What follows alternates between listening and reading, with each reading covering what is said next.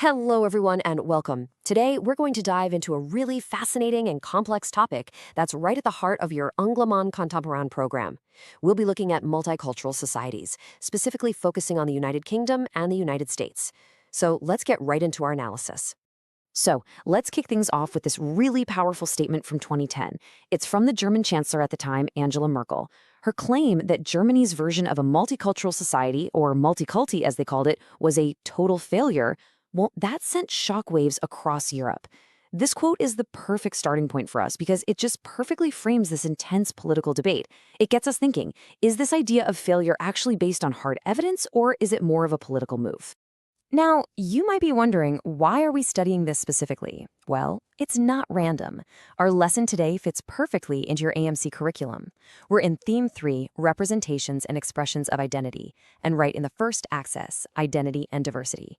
Getting your head around these debates is absolutely crucial for the baccalaureate because they really get to the core of how national identities get built and talked about.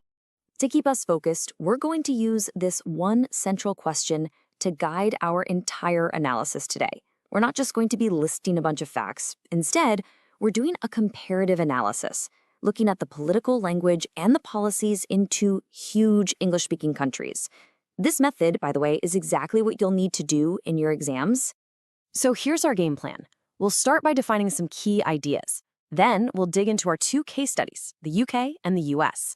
After that, and this is super important, we'll work on building your analysis skills for the BACWA.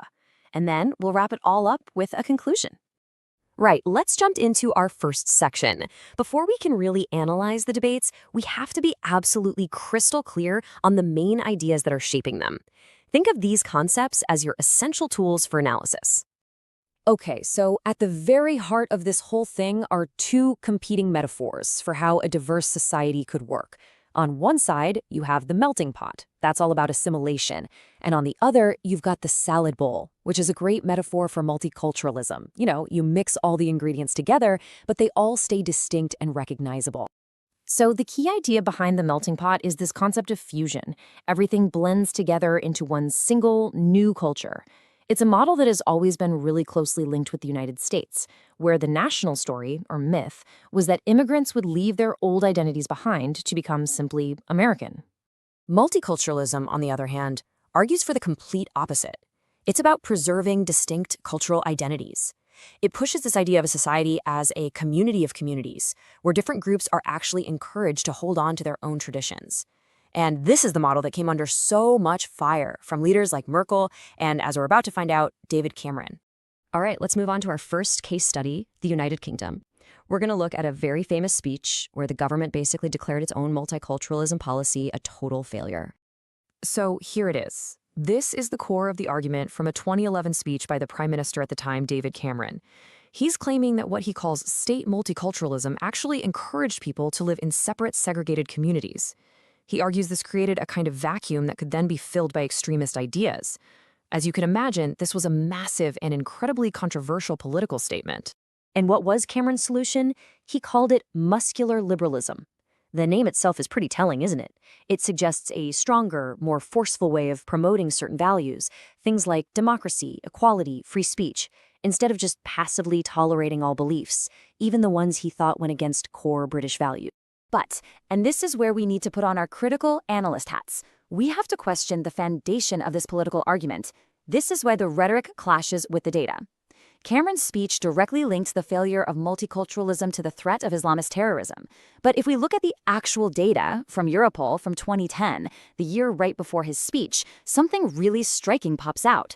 Out of 249 terrorist attacks in the EU, only 3 were classified as Islamist. The vast majority were actually carried out by separatist groups.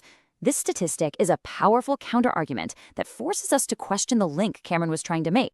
Okay, now let's hop across the Atlantic to our second case study, the United States. Here the big idea has always been the melting pot. What we're going to do is examine the tension between this national myth and the reality of what the policies actually were. To really analyze the American situation properly, it helps to have some precise vocabulary. This academic term, Hispanophobia, is really useful because it lets us name a specific thing, the social and political resistance to the Spanish language and Hispanic cultures. It's a resistance that directly challenges that inclusive ideal as the melting pot. This timeline shows that tension in action.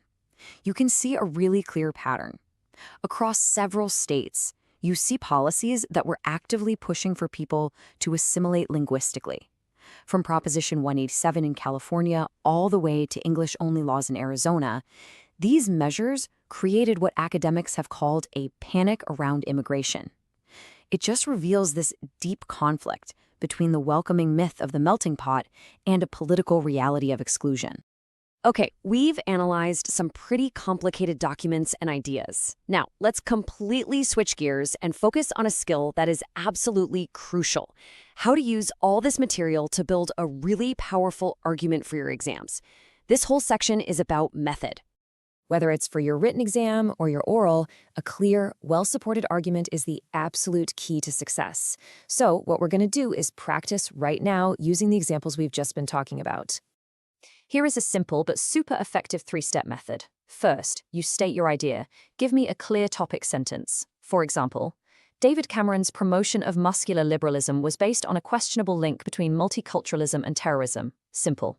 Second, provide your evidence. This is where you bring in a specific quote or a piece of data.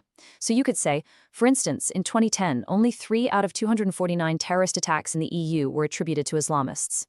And third, you explain and you analyze. This is where you connect the dots. This statistic suggests that Cameron's political discourse may have exaggerated a specific threat to justify a shift away from multicultural policies, connecting directly to the theme of how national identity is constructed through political rhetoric. See? Idea, evidence, analysis. It works every time. Okay, let's bring everything together in our conclusion and really synthesize what we've learned from looking at these two countries side by side. This table is a really neat summary of what we found. You can see in the UK, the official talk turned against multiculturalism, but that talk was at odds with the security data. Meanwhile, in the US, you have this official ideal of the melting pot that's always in tension with the reality of restrictive policies. It's pretty clear both nations are facing a major challenge in how they manage diversity. So now we can give a much more detailed answer to our guiding question from the beginning. Even though they have different models, both the UK and the US show us a fundamental conflict. On the one hand, they officially present themselves as diverse societies. But on the other hand, political language often taps into anxieties about identity to push for conformity to one dominant culture or language, especially when times are tough economically or socially. And this leads us to one final, deeper question for you to think about. When we hear all these intense political debates, is the real problem the fact that diverse cultures exist? Or is it that diversity just becomes a really convenient scapegoat in times of economic stress and political anxiety? Is this really a debate about culture, or is it actually a debate about power and resources? And to wrap up, I really want you to see how this topic connects to everything else in your program. Our discussion today on identity and diversity in Theme 3 is the perfect setup for exploring Theme 5, Axis 3, which is all about common heritage and diversity. The ideas we've explored today aren't isolated. They're part of a much bigger conversation about the English-speaking world that you're going to keep building on. Thanks for your attention.